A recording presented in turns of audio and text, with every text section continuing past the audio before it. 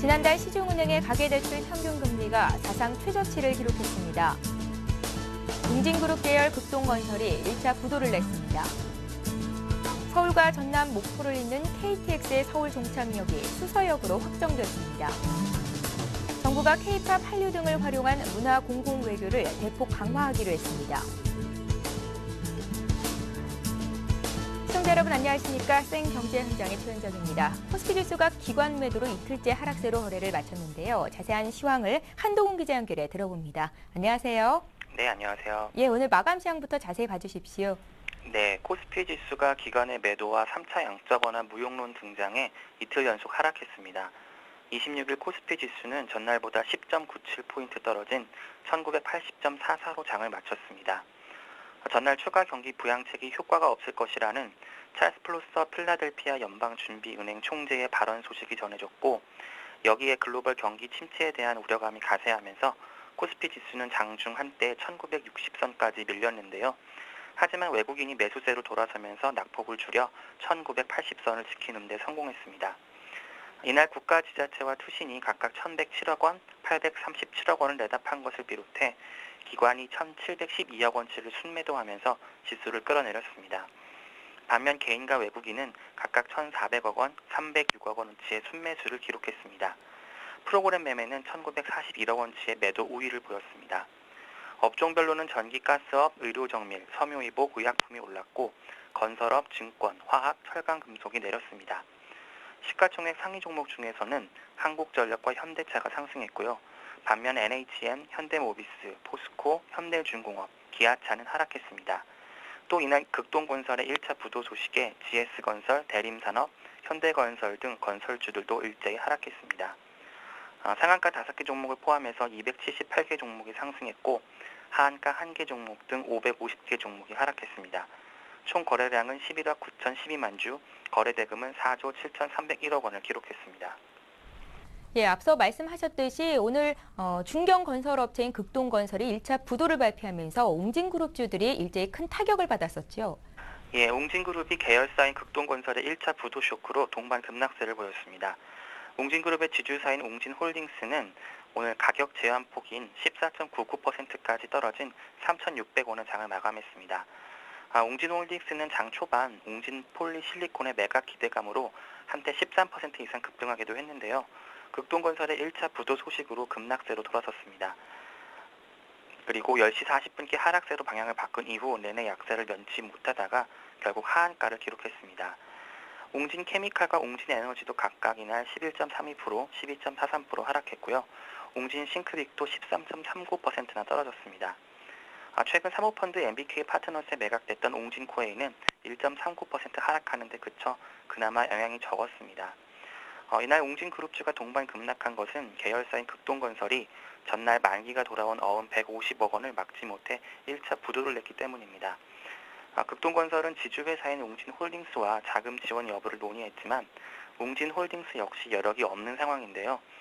웅진그룹은 심각한 유통성 위기로 인해 지난달 주력 계열사인 웅진코에이를 1조 940억 원에 사모펀드인 MBK 파트너스에 매각했습니다.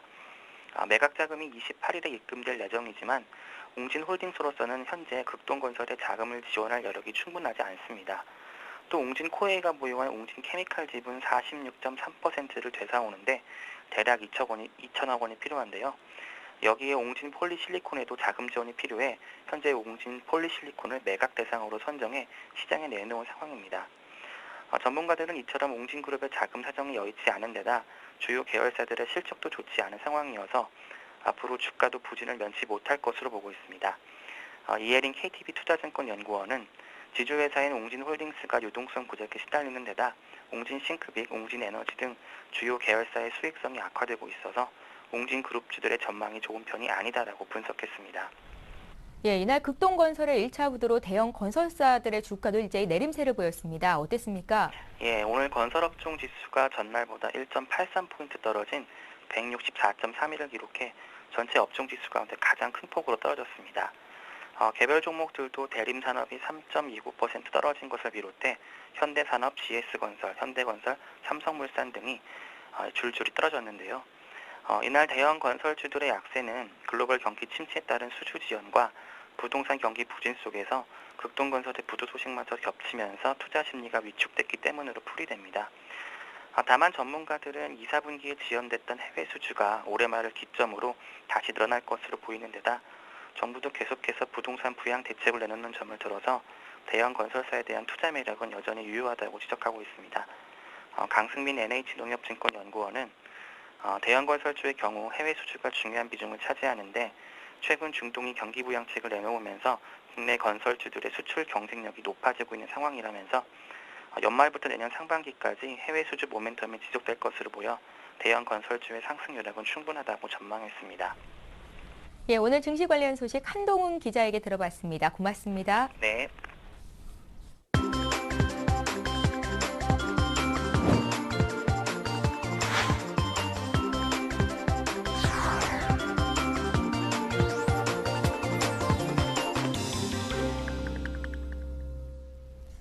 오늘의 주요 뉴스입니다. 지난달 시중은행의 가계대출 평균금리가 사상 최저치를 기록했습니다. 한국은행에 따르면 8월 예금은행의 신규 취급액 기준 가계대출 금리는 연 4.90%로 지난달보다 0.3%포인트 떨어졌습니다. 이는 관련 통계가 존재하는 1996년 이후 가장 낮은 수준입니다. 기업대출 금리는 전월보다 0.17%포인트 떨어진 5.36%였습니다. 7월 기준금리 인하 효과로 시장금리가 하락하면서 대출금리도 떨어진 것으로 풀이됩니다. 예금금리도 동반 하락했습니다. 예금은행의 신규 취급액 수신금리는 연 3.19%로 전월보다 0.24%포인트 떨어졌습니다. 비은행 금융기관의 수신금리도 하락해 상호저축은행의 예금금리는 평균 4.06%, 신용협동조합은 4.09%에 불과했습니다. 예대금리 차는 예금은행의 경우 2.03%로 전월보다 소폭 확대됐습니다. 전문가들은 향후 한국은행이 기준금리를 추가로 내리면 가계대출금리를 포함한 시중금리가 더 내려갈 가능성이 높다고 전망했습니다.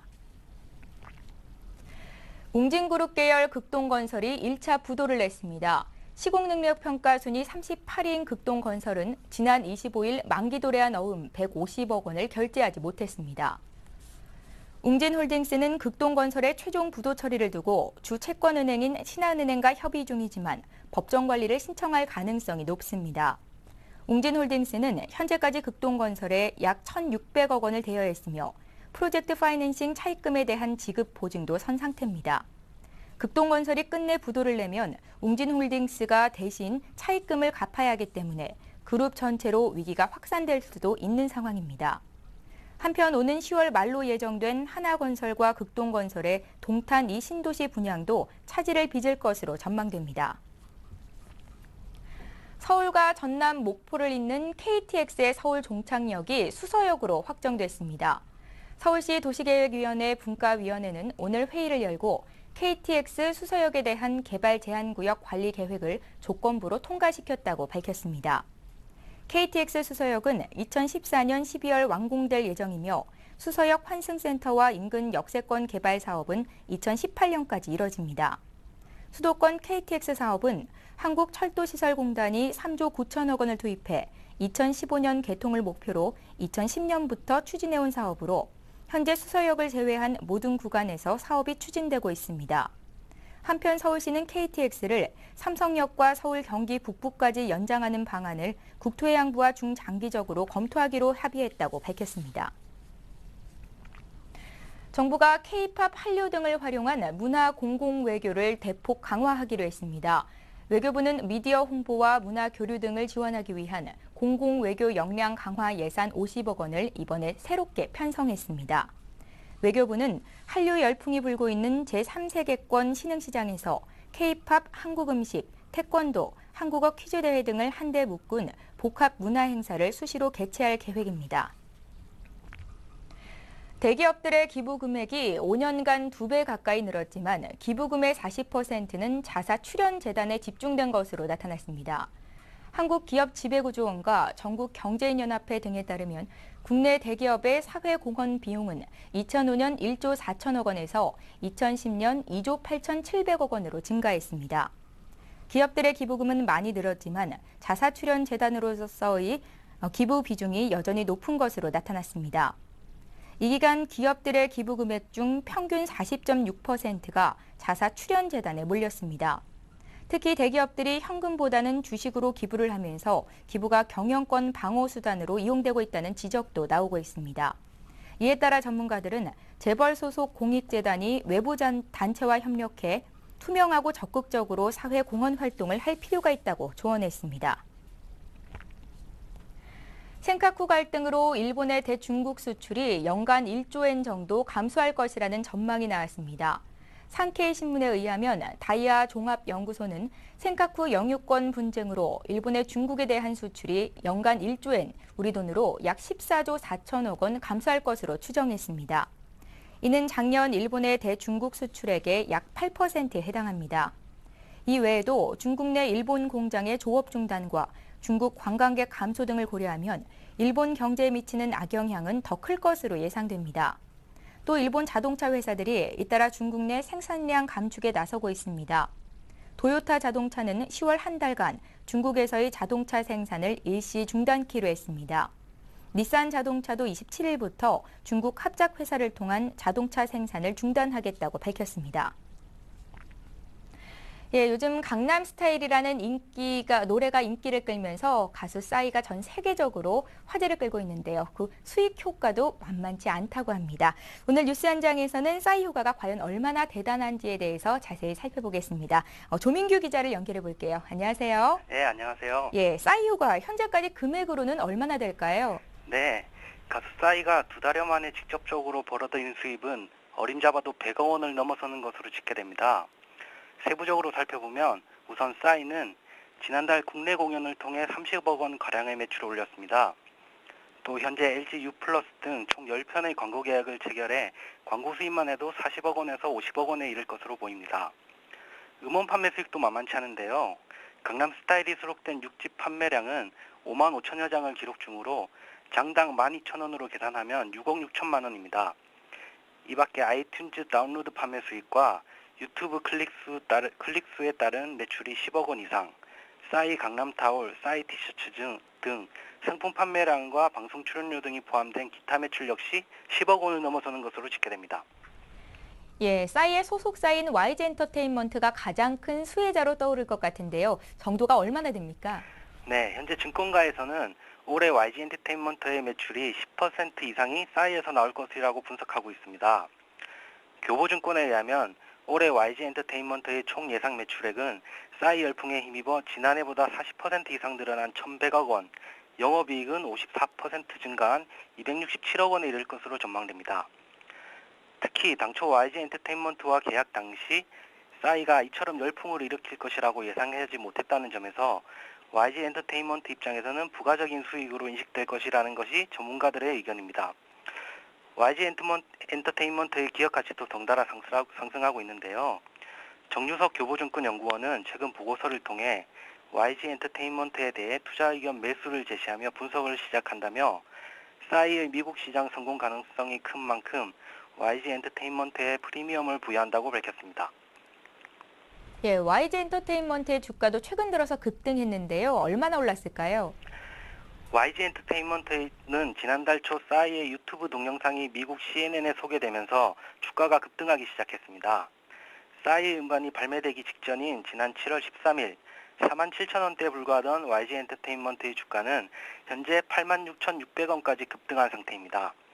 2달여 동안의 YG 엔터테인먼트의 주가 상승률은 80%가 넘습니다.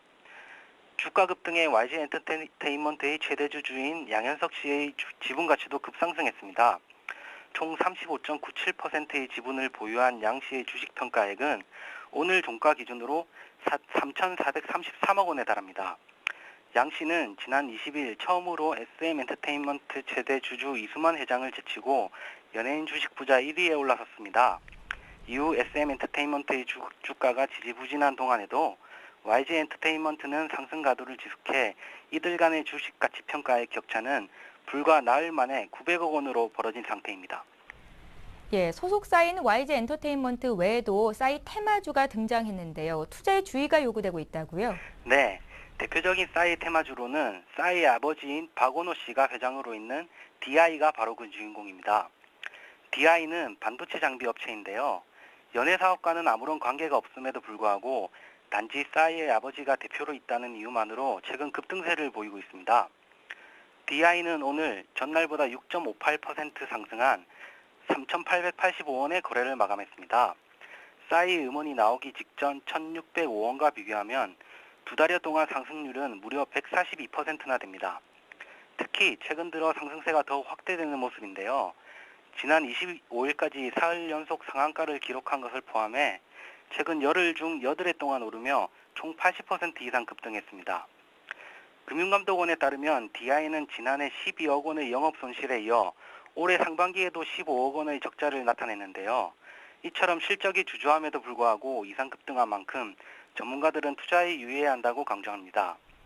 투자자들은 싸이와 아무런 사업 관련성이 없고 단지 테마주 열풍에 힘입어 상승한 만큼 DI의 거품이 언제든지 꺼질 수 있다는 점을 유념해야 할 것으로 보입니다. 예, 증권부의 조민규 기자와 함께했습니다. 말씀 잘 들었습니다. 감사합니다.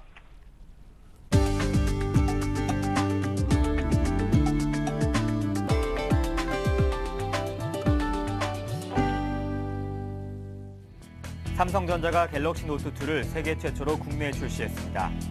삼성전자는 국내 이동통신 3사를 통해 첫 출시를 했고 전 세계 128개국 260개 이동통신사를 통해 차례로 내놓을 예정입니다. 갤럭시 노트2는 전작보다 화면 크기를 0.2인치 키워 5.5인치가 됐고 S펜 활용도를 더 높였습니다. S펜을 뽑으면 곧바로 메모 기능이 실행되는 사용자 인터페이스도 갖췄습니다. 또 화면을 둘로 나눠 동영상과 인터넷 등 다양한 기능을 함께 실행할 수 있는 멀티 윈도우 기능도 처음 탑재됐습니다.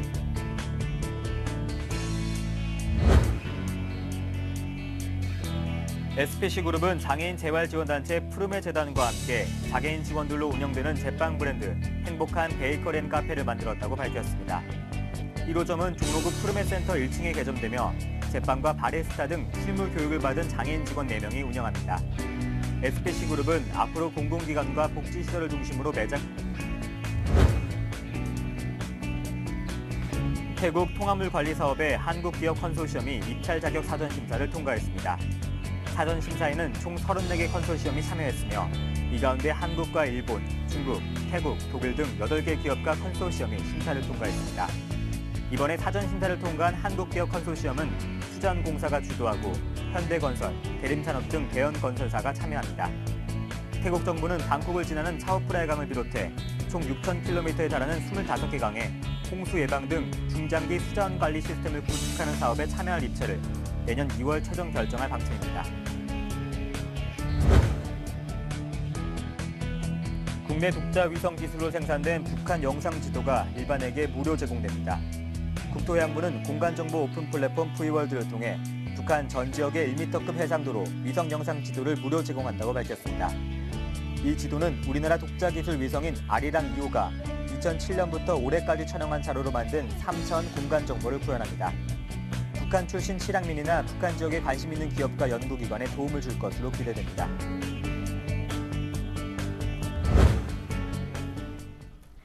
오늘 생경제 현장은 여기까지입니다. 저희는 내일 이 시간에 다시 찾아뵙겠습니다. 시청해주신 여러분 고맙습니다.